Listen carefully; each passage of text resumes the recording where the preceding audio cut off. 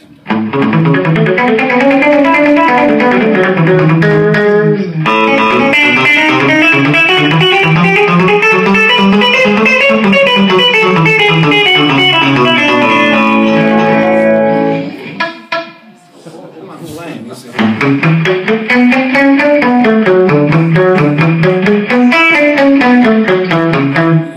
Very strict, you know.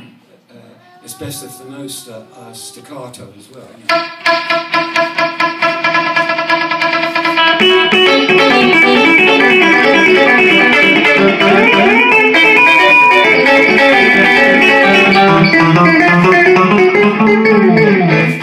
got great fun with it anyway. Now, I've used it a lot on records, and it's ideally if you've got an on-off switch. You can switch it off at the end of a phrase so it doesn't carry over. But of course, one of the worst things about it is you make a mistake, you hear it twice, as you can tell. Yeah.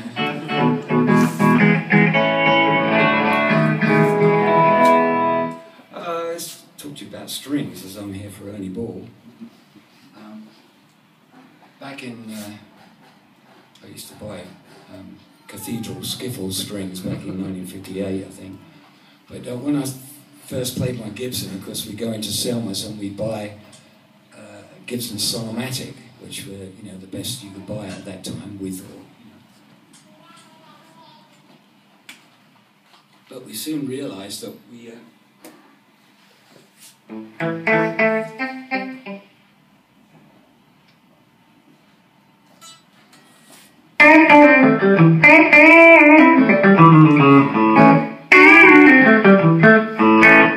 couldn't bend the strings because you know, a set of strings then had a wound third, and we didn't know any different, you know, until visiting Americans came over. Eddie Cochran was here in 1960, who I had the great fortune to meet for about 2 minutes. I think he borrowed that Selma amp that I told you about earlier on. He borrowed it from our office, and we had to go to his hotel and pick it up. You know?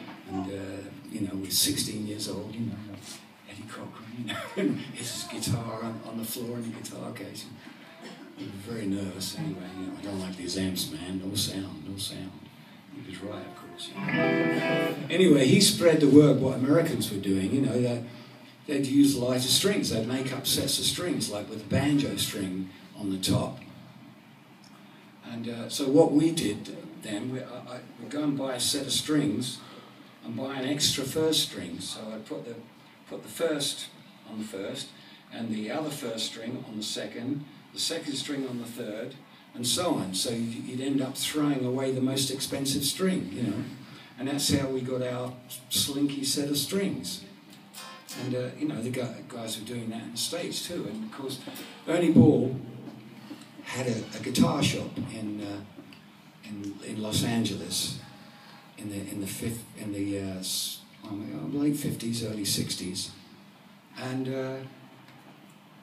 actually, which was quite unusual at the time. You know, I mean, this is a guitar shop, but back then there weren't guitar shops, there were music shops. They sold everything, you know.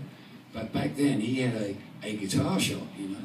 So guys would go in there and make up these, you know, sets of strings, and the old light bulb went on. I said, why don't I sell them like this?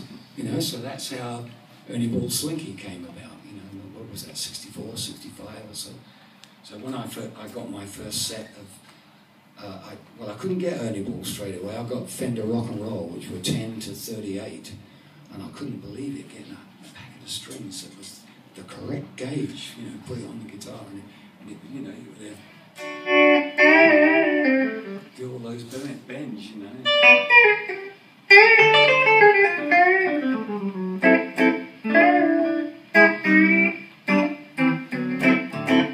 Anyway, that was a turning point for us, you know, and a turning point for Ernie, of course, too. He closed the guitar shop and just sold guitar strings.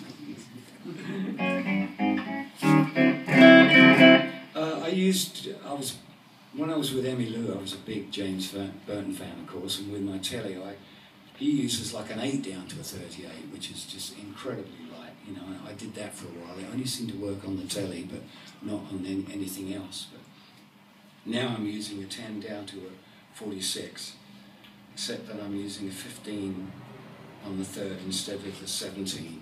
You know, so I'm still making up sets. You know. I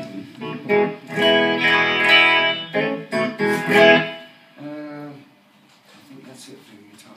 Oh, I was telling you about the effects, wasn't I? Yeah. So I'm using this old Korg A3, which Korg gave to me many years ago when they first came out. He said, we want to get your opinion on this unit, and I wondered if you'd do a memory card for us, you know.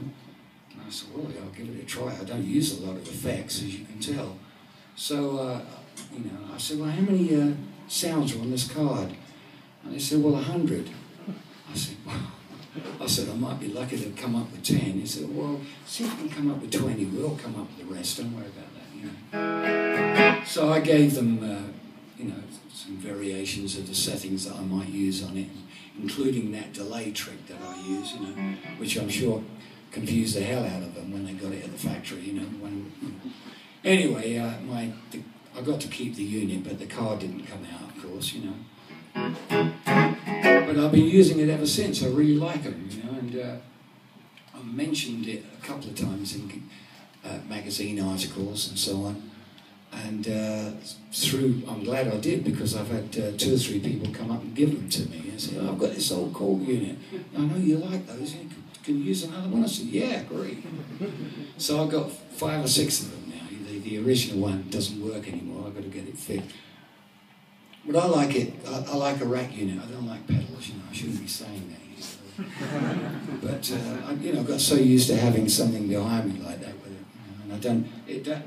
It did come with a big pedal board, which I never did have one of those. They never did send me one of those. So. But it's got all the basics in there that I like. You know, just a bit of reverb, bit of compression, delay, and chorus. And, you know, I don't change. I probably changed my sound about 3 times in the set. You know, so that's it. You know.